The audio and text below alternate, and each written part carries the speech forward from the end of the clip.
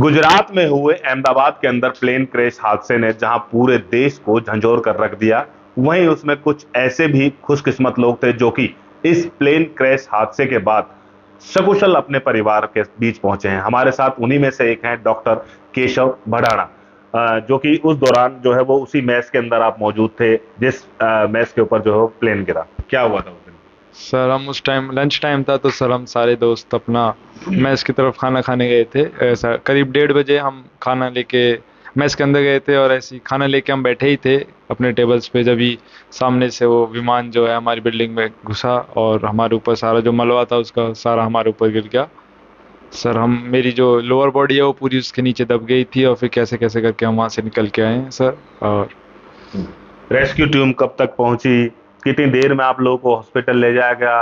क्या कुछ थोड़ा सा बताइए उसके बारे सर रेस्क्यू टीम सर काफ़ी जल्दी पहुंच गई थी, काफ़ी क्विक रिस्पांस था, लेकिन रेस्क्यू टीम के आने से पहले ही मैं वहां से, भगवान की दया से मैं वहां से पहले ही निकल गया था सर, क्योंकि में। पीछे सिलेंडर फटना शुरू हो गए थे। तो एक इमरजेंसी सिचुएशन, एक नई आफत जो है वो आ गई थी प्लेन क्रैश होने के बाद कि अभी सिलेंडर फट रहे हैं।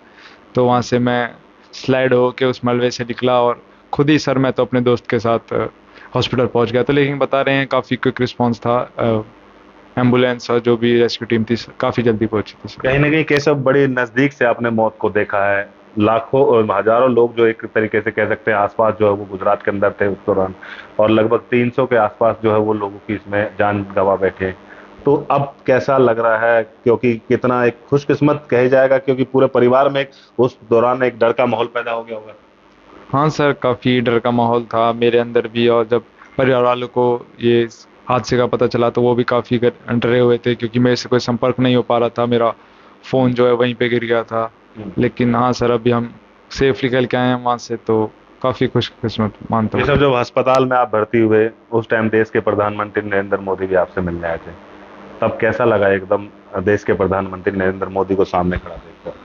सर उस टाइम काफ़ी अच्छा लगा, एक मेंटल सपोर्ट मिला हमसे कि हमसे देश के प्रधानमंत्री मिलने आए हैं, और उन्होंने हम हमारे हाल चाल पूछा, हमें जल्दी स्वस्थ होने की कामना भी करी सर। और हमसे उनने अपना रिव्यू भी मांगा कि कैसा हॉस्पिटल में सब मैनेज हुआ, और काफ़ी अच्छा वो एक्सपीरियंस रहा पीएम से मिलने का। इस हादसे में आपके भी कई साथी जो है वो साथ के, जो आपके साथ एमबीबीएस कर रहे होंगे वहां पे, वो अपनी जान गंवा बैठे हैं। उनको किस तरीके से, क्या कुछ अनुभव रहा उन लोगों के साथ आपका? सर काफ़ी काफ़ी बुरा हुआ सर, मेरे साथी इस हादसे में अपनी जान गंवा बैठे हैं जो सर। अनुभव तो सर हम सारे एक साथ पढ़ते थे तो काफ़ी हमारी यादें थी उनके साथ। तो हाँ जी सर, अब यही है सर अब। अब लगातार रिश्तेदारों का तांता लगा हुआ है, जैसे जैसे पता लगता जा रहा है कि आप यहाँ पे पहुंचे हैं जब। हाँ जी सर, सब मिलने आते ही हैं जब उनको पता चलता है कि ऐसे ऐसे बच्चे के साथ हुआ है, तो आ- आना भी सर काफ़ी अच्छा लगता है ऐसे। कहीं ना कहीं अब दोबारा जो, जब उस आप दुनिया के अंदर जाएंगे, अपनी पढ़ाई दोबारा शुरू करेंगे, उस दौरान क्या कुछ रिएक्शन रहेंगे आपके? क्योंकि एक बड़ा हादसा आपने वहां पे देखा है। सर सर जाहिर सी बात है, हमें नॉर्मल होने में काफ़ी टाइम लगेगा, और जो हमारे साथ के सहपाठी थे उनका ना होना, हमें उनकी जो कमी खलेगी सर, लेकिन हम कोशिश करेंगे सर अब ज़िंदगी में आगे बढ़ने की। तो कोशिश करेंगे, अब जिंदगी में आगे बढ़ेंगे। ये वो केशव भडाना है जो कि उस अहमदाबाद में हुए प्लेन क्रैश हादसे के चश्मदीद थे, और उस दौरान ये जो है वो अपने दोस्तों के साथ खाना खा रहे थे। निवाला जैसे ही इन्होंने अपने मुंह में डाला, तभी जो है वो एक बड़ा धमाका, जिस तरीके से वो अहमदाबाद प्लेन क्रैश होता है, और इनके कई साथी भी जो है वो इस हादसे के अंदर अपनी जान गंवा बैठते हैं। लेकिन इनकी खुशकिस्मती समझिए, इनका जो भाग्य समझिए कि आज ये हमारे बीच जो है वो बिल्कुल सकुशल यहाँ पे मौजूद हैं। और एक बड़ा जहन इनके दिमाग में, आज भी एक सदमा जो है वो इनके दिमाग में ये जरूर लगा हुआ है, क्योंकि जिसके साथ ये लोग बैठ करके खाना खा रहे थे वो अब इस दुनिया में नहीं रहे। हालांकि देश के प्रधानमंत्री इनसे जो है वो मिलने के लिए आए, लेकिन अब नई तरीके से शुरुआत की तैयारी ये फिर दोबारा से उसी जोश के साथ करने जा रहे हैं। सर मुझे ये एक्सीडेंट होने के कुछ देर बाद जब केशव को हॉस्पिटल ले जाया गया, उसके बाद केशव को जब होश आया और उसने अपने सीनियर को मेरा नंबर दिया, उन्होंने मुझे कॉल किया कि भाई ये दुर्घटना जो हुई है इसमें केशव ठीक है और एडमिट है हॉस्पिटल में।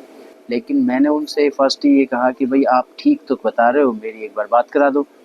उन्होंने लेकिन बात नहीं कराई, उन्होंने बोला कि मैं इमरजेंसी के बाहर हूँ, तो इस बात से मुझे तसल्ली बिल्कुल भी नहीं हुई। फिर मैंने सीधे सीधे केशव का ही नंबर मिला ही रहा था मैं, वो बेल जा रही थी लेकिन किसी कोई रिसीव नहीं कर रहा था, वो लॉस में था। तो उससे फिर तसल्ली नहीं हुई। मैंने फिर भी यहाँ से सीधा घर से गाड़ी ली, मैं और छोटा मेरा भाई है राजेंद्र, वो ड्राइविंग की और सीधे एयरपोर्ट के लिए निकल लिए कि भाई हमें अहमदाबाद ही पहुँचना है, चाहे हमें कोई भी कुछ भी मिले। फिर हम सीधे एयरपोर्ट की तरफ निकले, तो एयरपोर्ट पे जाके देखा तो हमें फ़्लाइट नहीं मिली। तो उसके बाद एक दूसरा ऑप्शन था जो बस था। फिर हमने एक टिकट ली और बस में बैठ के अहमदाबाद के लिए निकल लिए। उसी दौरान केशव के ही एक सीनियर स्टूडेंट, उन्होंने वीडियो कॉल पे मेरी केशव के साथ वीडियो में बात कराई, जिससे मुझे थोड़ी ये तसल्ली हुई कि भाई केशव को इस दुनिया में है। फिर उसके बाद फिर एक और बड़ी परेशानी भाई, देख के इसके सर पे पट्टी और हाथ में, और ये देख के कि भाई अब इसके चोट कितनी लगी है। इसको देखते हुए फिर मैंने अपना सफ़र अहमदाबाद के लिए ही जारी रखा और अहमदाबाद पहुंचना मेरा फर्स्ट ध्येय रहा। और इस दुर्घटना में जो इतनी बड़ी दुर्घटना है, और 4 जो स्टूडेंट थे वो इसके साथ के गए हैं, उनके जो माता पिता है उनके साथ जो बड़ी क्षति हुई है, उसके बारे में सोचकर मैं भगवान से प्रार्थना करता हूँ कि भगवान उनकी बच्चों की आत्मा को शांति दे, उन तसल्ली उनको भी दे, उनके माँ बाप को, जिससे वो अपना आगे का जीवन उनकी दुखों के साथ, उनको मेहनत, बहुत जीवन कष्टदायक है लेकिन वो जी सके। मेरी सबसे बात है कि उनके माँ बाप जो बच्चे गए ना, उनके साथ तसल्ली रहे। बाकी केशव के लिए मैं भगवान से प्रार्थना करता हूँ और भगवान का धन्यवाद करता हूँ कि केशव मेरा ठीक है। प्रधानमंत्री मिलने पहुंचे थे, जी, बातचीत की, क्या मन में आया उस वक्त?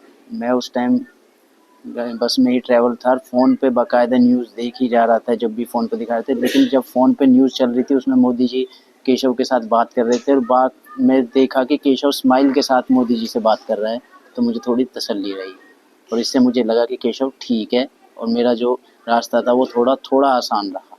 लेकिन फिर भी फर्स्ट रहा कि मैं पहुँचूँ और खुद देखूँ जाके कितनी चोट